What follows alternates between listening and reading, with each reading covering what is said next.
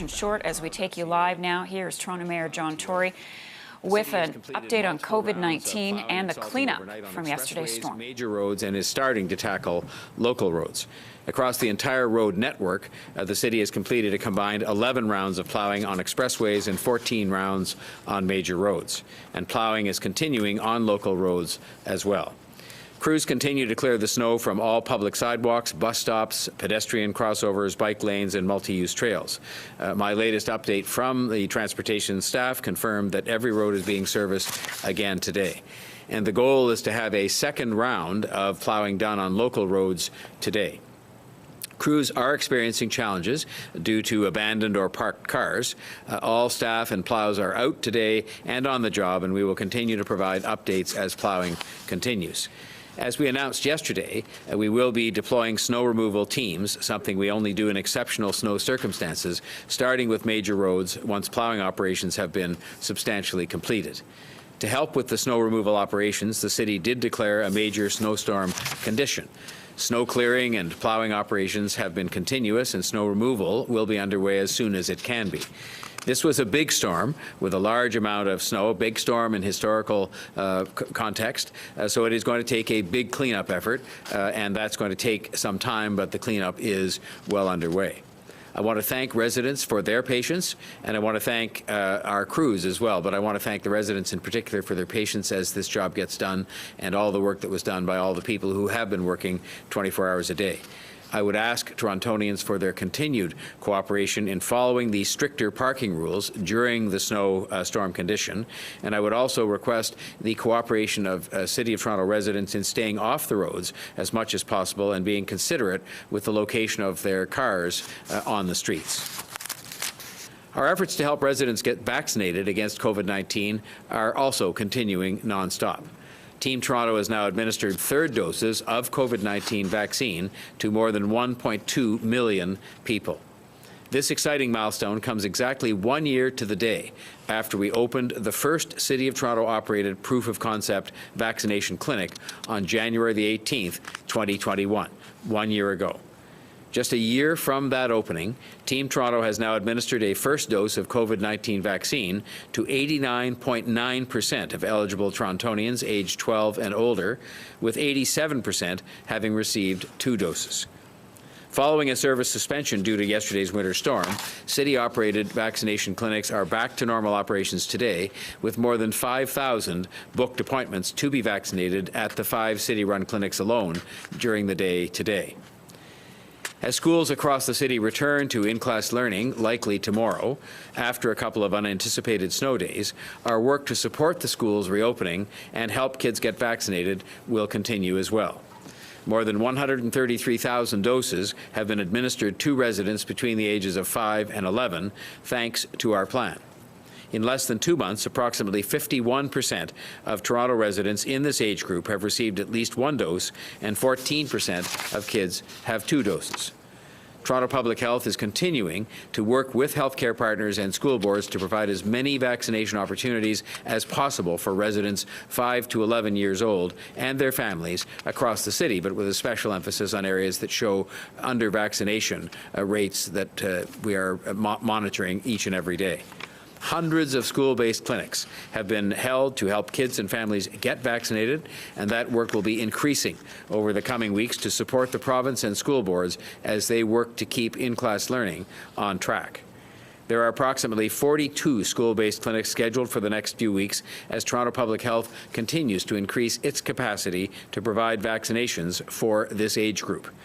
The City of Toronto and Toronto Public Health continue to work closely with the Toronto District School Board and the Toronto Catholic District School Board to arrange for additional school-based clinics in neighbourhoods where vaccination uptake has been lower. Our VaxTO team has worked with the school boards so that they can reach out directly to families and the school community to share information about upcoming clinics. It's another example of how we are working well together, in this case with the school boards, to help people get vaccinated and to help us all to get through this pandemic and, of course, to keep the schools open safely. Our VaxTO campaign is also continuing to help parents and caregivers of 5 to 11-year-olds get information about vaccinations through telephone town halls. In partnership with the Hospital for Sick Children, the city hosted 2 virtual town halls in December, and more than 101,000 residents tuned in to the town halls with medical professionals from Toronto Public Health and sick kids. In addition, more than 400,000 phone calls were made to residents, connecting them to vaccination and booking information. Public health nurses also provided approximately 143 vaccine promotion sessions for parents and guardians of students between the ages of 5 and 11 years of age prior to the increase in cases due to the Omicron variant. This morning, appointments opened up for Team Toronto's next mega vaccination event, Vax the Northwest, coming up this weekend. The clinic will take place at York University's state-of-the-art tennis facility, the Aviva Centre, this Sunday from 11 a.m. until 7 p.m. The appointments went live in the provincial booking system at 8 o'clock this morning, and the team tells me they're encouraged by the additional booking numbers, and that's for a clinic taking place, Vax the Northwest, at York University this Sunday from 11 a.m. to 7 p.m. The Vax the Northwest Clinic is being held at the university campus, specifically to be easily accessible to adjacent neighbourhoods with lower vaccination rates. Team Toronto is doing everything that it possibly can to reach these Northwest Toronto communities. Community health centre partners, Unison, Black Creek, vaccine engagement teams, the ambassadors, the Humber Hospital team, all of these people are combining together, including being on the ground in these neighbourhoods promoting this clinic. The city's VaxTO program will be connecting by text with 8,000 Northwest Toronto residents over the age of 50 who are due for their 3rd dose and who are living in areas with low 3rd dose coverage. VaxTO will also be sending out broadcast voice messages with general clinic information to 30,000 people living in the area of the VaxTO clinic, which once again is at York University this Sunday from 11 a.m. until 7 p.m. There are more than 1,000 appointments available with capacity to scale up clinic operations.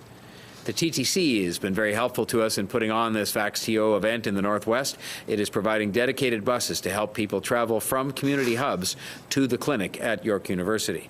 There will be community ambassadors on the buses and at the clinic to help guide people through their vaccination experience. This is something that has worked well for us across the city as we've gone through 1st, 2nd, and 3rd doses, and as we've had the Vaccination for Kids program. Information has also been distributed in the community in Arabic, Farsi, Italian, Russian, Spanish, Tagalog, and Vietnamese, 7 of the languages most widely spoken in Northwest Toronto. At the clinic, interpreters speaking these key languages and others will be available, with additional translation capacity available by phone. And of course, as always, people are welcome to bring a support person to help with translation or any other needs at the time of visiting this vaccination clinic. If you or someone you love or someone you know lives in the northwest part of the city and needs a 1st, 2nd, or 3rd dose of COVID-19 vaccine, I urge you to book an appointment or help them to book an appointment at the Vax the Northwest Clinic, which again is being held at York University at the Aviva Centre on Sunday between the hours of 11 in the morning and 7 at night. The clinic is in your community, offering you and your friends the opportunity to help keep our city safe. And I want to extend particular thanks to our healthcare partners, to the people that are helping us put this on, to all of our ambassadors, and as well to Councillor Joe Cressy and to Commander Wiansek and the team, because all of them have been instrumental in putting this latest event together. We're also working to help support child care centres. I'm pleased to announce that the city has partnered with the province to help mitigate the spread of the Omicron variant by distributing rapid antigen tests within the child care system. Beginning today, community child care providers will be picking up 2 rapid antigen test kits for each child enrolled in their programs, as well as for each child care worker, as well as for the providers themselves. The use of these tests, in conjunction with the daily screening process that families and workers do every day before attending a child care program, will help to limit the spread of COVID-19 in these community child care centres.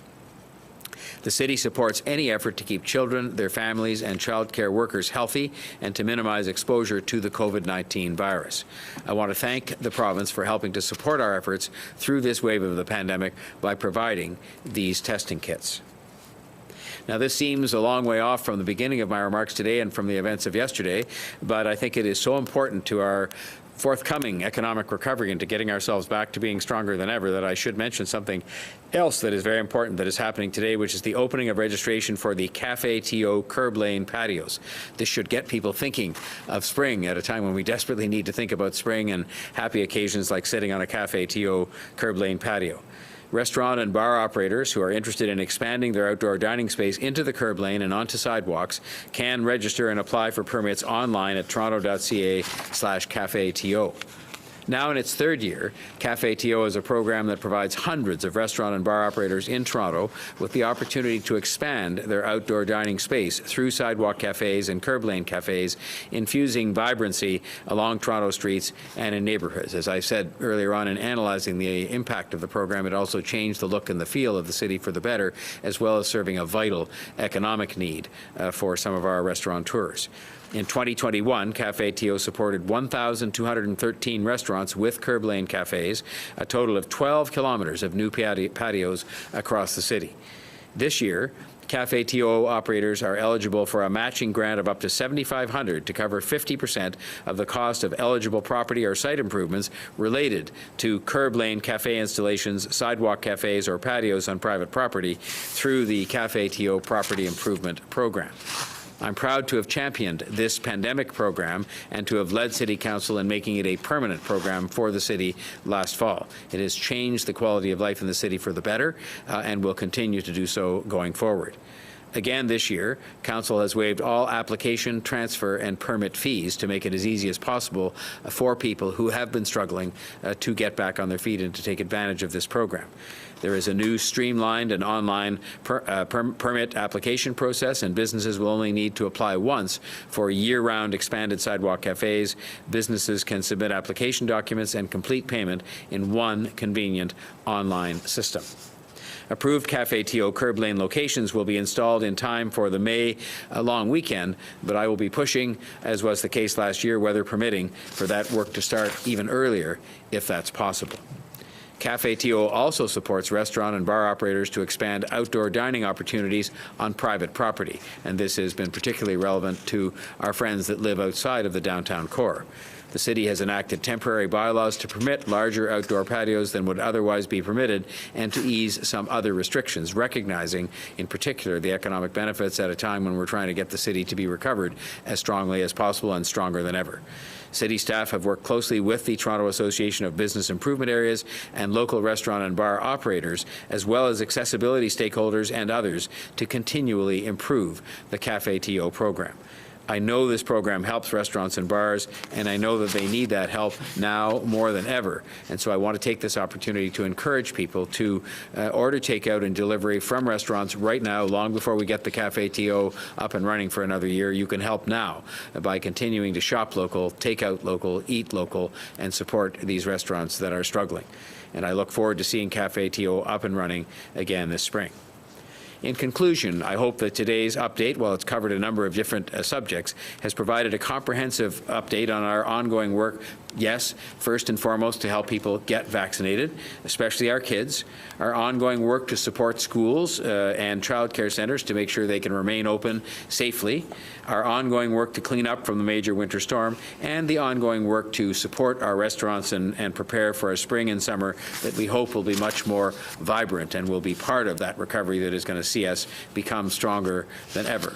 We will get through this pandemic. We know that spring always follows winter, which means we will get through cleaning up from and dealing with this storm and with winter generally, and we will come back stronger than ever thanks to all this work. And again, I want to extend my particular thanks to all of the people who served us as a community yesterday, ranging from transit operators to first responders to people operating snowplows to transportation services people. There are many, many, many people that have helped to deal with something that was an event that's not entirely unexpected, but this was an unusually big storm for our city, and I think that we are in the process now of making sure that we can come back stronger than ever from that if we get the work done that I've described to you this morning. On that note, I will ask Dr. Davila to offer her update for today. Thank you, Mayor Tory, and good morning.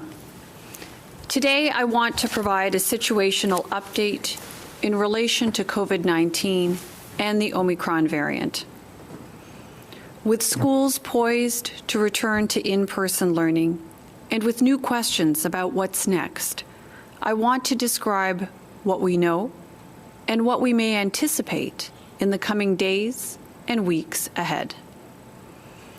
Currently, we continue to see a high level of COVID-19 spread in Toronto. I regret to report that since last week, hospitalizations, ICU admissions, and deaths due to COVID-19 have continued to increase. To those who are ill, I send best wishes for a speedy recovery. And for those who've lost loved ones, I offer my sincere condolences. In recent days, we've heard questions about whether the Omicron wave has reached its peak. While it is still too early to know for sure, we are seeing initial indicators that the rate of infection may have plateaued or started to decline. But we still have a long ways to go. The level of viral activity in our community continues to be concerning and continues to put a significant strain on our healthcare system. First, the level of admissions to hospital strains the resources within our hospitals. Second, with such widespread transmission in the community, healthcare staff themselves are falling ill because of the virus. This being said, while we continue to see widespread transmission of COVID-19, the most recent data show that there are reasons for cautious optimism. A recent summary of our hospitalized cases confirmed that we are seeing shorter lengths of hospital stay than in previous waves. Toronto's high vaccination rate is also having a significant impact in this wave of COVID-19 infection compared to previous waves. And 3 doses of vaccine continues to provide the best protection against the Omicron variant. Recent Ontario data paint a clear picture of the protection that the COVID-19 vaccines provide. For cases reported between December 24th and January 6th in the province, the rate of hospitalization for COVID-19 was 4 times higher for unvaccinated individuals than for those with 3 doses. The difference was even starker for the recorded rate of ICU admission, which was 8 times higher for unvaccinated individuals than for those with 3 doses of vaccine. So what does this mean for us in Toronto? Well, schools returning to in-person learning is a positive sign, as this is an essential activity that impacts the health and well-being of our children and youth. While reopening to schools to in-person learning and any changes to the current public health restrictions currently in place are within the power of the province, I would say this. We all have tools to preserve and protect the progress we're making and to help reduce the spread of the Omicron variant as much as possible. Using these tools will help to keep our school environments as safe as possible. The evidence shows that multiple layers of protection are necessary to mitigate transmission of COVID-19 and to keep schools as safe as possible. This includes vaccination, ventilation, filtration, daily COVID-19 screening for students and staff, using a well-fitting mask and physical distancing, amongst other measures. The science also suggests that increasing opportunities for people to interact with each other should be done with caution, especially as schools are just reopening. Ensuring the success of in-person learning for the rest of the school year relies on seeing solid evidence of an improving COVID-19 situation overall before introducing changes that are likely to lead to more in-person interaction. We've learned from our own experiences and from the experiences of other jurisdictions that going too quickly risks the progress that we have made, and in some cases has forced us to go back to more restrictions. We have seen and felt just how disruptive this is. Moving gradually allows time to assess the impact of changes that increase overall community activity and allows us to make informed decisions on next steps to stay in better control and protect the gains that we have made. I can compare this to the role of a physician when changing a patient's medications. If there's a change in a person's health and they are currently taking medications, doctors will slowly and methodically make adjustments and then evaluate the outcome. This is especially true with patients who are taking several different medications. There is a fine balance to maintain, with one change being made at a time, followed by a period of evaluation.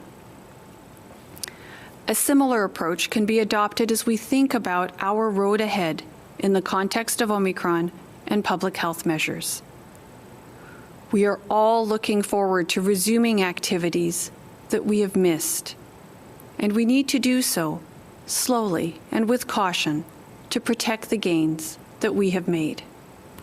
A period of evaluation helps to ensure that the current combination of measures within our current context is effective. And as individuals, we each have a role to play as well.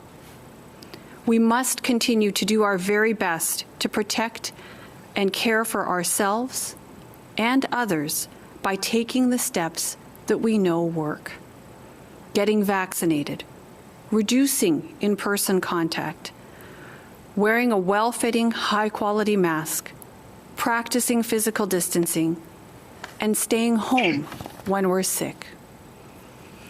As the mayor just said, I know we all want to see the end of this pandemic. And while that day will come, until then, we must continue to do everything within our power to stay the course. I'll now turn it over to Chief Pegg to deliver his remarks for today. Thank you, Dr. Davila. Good morning. Before I provide my update today, I would also like to acknowledge that it was 1 year ago today that we opened the very first proof of concept COVID-19 vaccine clinic at the Metro Toronto Convention Centre. More than 2 months ahead of schedule, our COVID-19 Immunization Task Force opened this clinic to coincide with the very first available vaccines provided to us by the province of Ontario. In opening and operating this initial proof of concept clinic, our team was also able to validate and finalize the COVID-19 mass immunization clinic playbook, which subsequently informed and enabled the setup and operation of COVID-19 vaccine clinics across the province. I would like to acknowledge and thank everyone who has been a part of this incredible effort, including our dedicated Team Toronto Vaccine Partner Network. What has been achieved through your hard and continuing work has literally been life-saving, and I thank you all. I would also like to thank everyone who worked so hard to manage and respond to the winter storm yesterday, as well as the ongoing snow clearing and cleanup operations. This is another example of Toronto's ability to respond to changing and demanding circumstances as they happen. Yesterday, we witnessed people helping one another and coming together to help those in need. Thank you for your continued patience and your never-ending willingness to help when it matters the most. As the snow clearing operations continue, each of our emergency services are directly connected with Transportation Services Road Operations Managers via the Emergency Operations Centre. This will ensure that our responding emergency services have direct and timely access to snow clearing support on city streets, where those services are required to facilitate the response of paramedic services, fire services, and Toronto Police Service vehicles and personnel. Yesterday, our emergency and essential services operated with an average unplanned absence rate of 13%. Between December 24th and January 17th, our emergency and essential services operated with an average unplanned absence rate of 12.3%. Our team continues to implement their mitigation plans effectively. thereby ensuring that these essential services continued to be delivered across the city. From a citywide perspective, yesterday, we operated with an average unplanned absence rate of 7.7% across all the city divisions. Yesterday, Toronto Paramedic Services operated with approximately 100 ambulances on the road and an unplanned absence rate of 17.7%. Also yesterday, Toronto Fire Services operated with 112 frontline trucks and crews in service and an unplanned absence rate of 14%.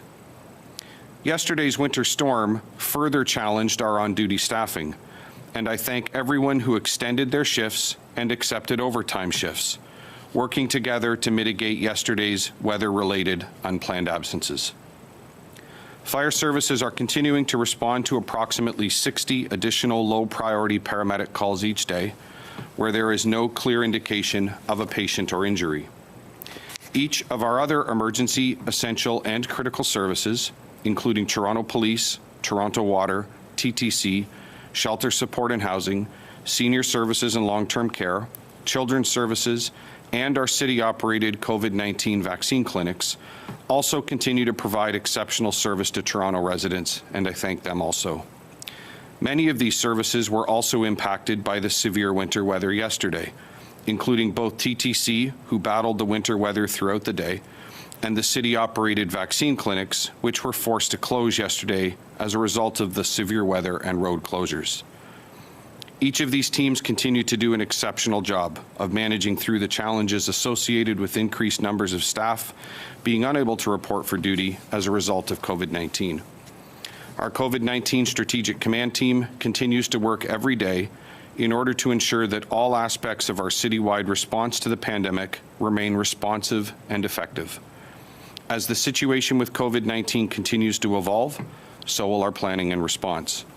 As always, I encourage you to continue to make toronto.ca/COVID-19 your first choice for up-to-date, accurate, and timely information on all aspects of COVID-19 response in Toronto. Thank you. Thank you very much, Chief. We'll now go to questions. First, we'll go to Mark McAllister from City News. Go ahead, Mark. Much. A question for Mayor Tory to start. Obviously, there was many examples yesterday of people in the city helping each other out. I'm curious, what is the city doing for those who might find themselves stranded, either at home, not able to get out, or perhaps not being able to move their vehicle as a result of plows going throughout the city and plowing those vehicles into their space? Well, I would say that to any person who finds themselves in that circumstance, and one of the things we would ask is for neighbors to have a look at people where they don't see them for a day or so, or where they just want to check in on them. That's a thing that Torontonians often do during these kinds of difficult periods following a storm. But from the city standpoint, of course, we are at the ready at 311, or in the case of an emergency situation at 911, to be responsive to people who find themselves in that situation. And, the best thing we can do, I think, to make it possible for people who might find themselves in that circumstance is to proceed as we're doing with the first plowing operations and then the snow removal operations as quickly as we can, so that you'd have fewer people obviously finding themselves even possibly in that circumstance. My follow-up to that is with regard to laneways. As you know, there are hundreds of kilometers of laneways in this city.